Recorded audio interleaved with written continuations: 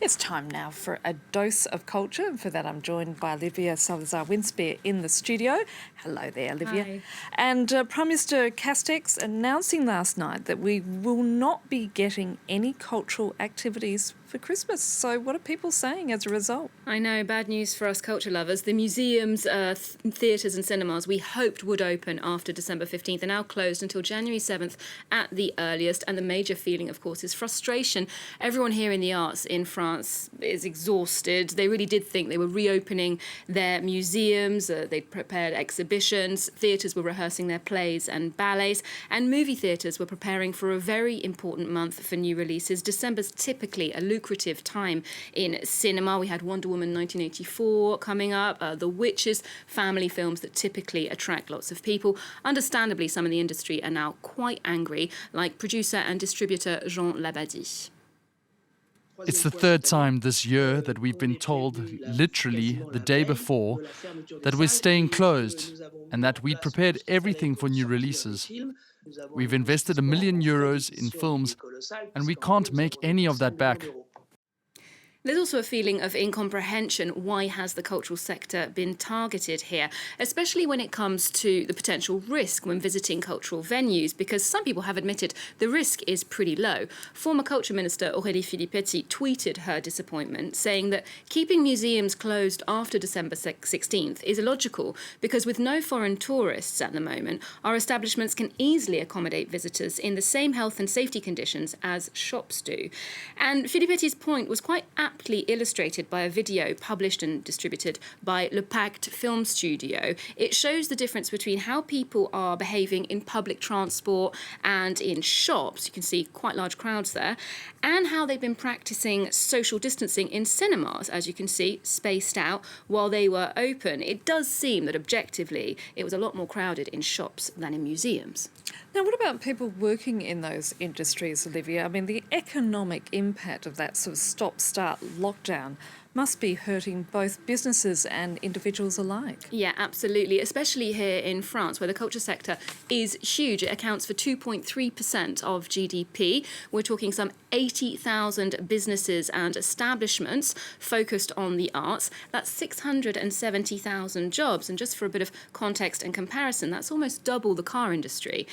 Only those who sell physical products like record stores or bookshops were able to continue their activity from the 28th of November onwards. And unions had been sounding the alarm, especially for the performing arts sector, since the summer. Theatre director Nicolas Dubourg had called on the Ministry of Culture for an extra €2 million to make up for some of the losses they felt in the first half of the year at the box office. He also wanted a review of that €2 billion, that very impressive culture bailout plan announced at the end of August. Many people did believe it was too focused on the big Parisian institutions and it overlooked some of the fragile regional venues. To give you an example, the Louvre has had €46 million in public funds, but admittedly they're also losing €10 million per month while they're closed. Now, we spoke to Nicolas earlier today about this latest news, and what's interesting is that he saw the problem as an economical one, but also a political one. He thinks that the Culture Ministry is not having its voice heard enough at these meetings. He thinks his colleagues have largely been ignored by the health authorities. So here's more from him. We developed a health and safety protocol in the spring, and these measures were not examined and validated by the Health Committee. They did not provide clear written proof that there was a health risk in the theaters or in cinemas. So we have a problem there. That is, if the government's basing its decisions on the Health Committee's judgment, that same Health Committee then has to explain to us professionals what it is about our sector that is dangerous.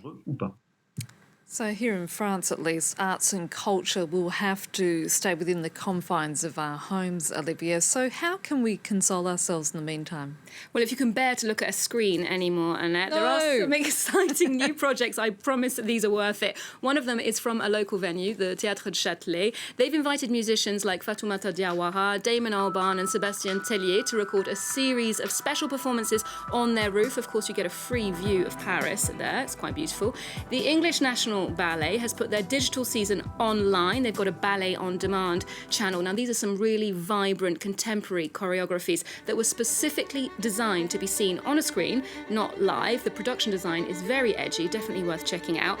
And for something a little bit more traditional, the New York City Ballet is making last year's performance of The Nutcracker. I'm sure you'll recognise Tchaikovsky's score there. That's on the online platform Marquee TV, which specialises in ballet, opera and classical music.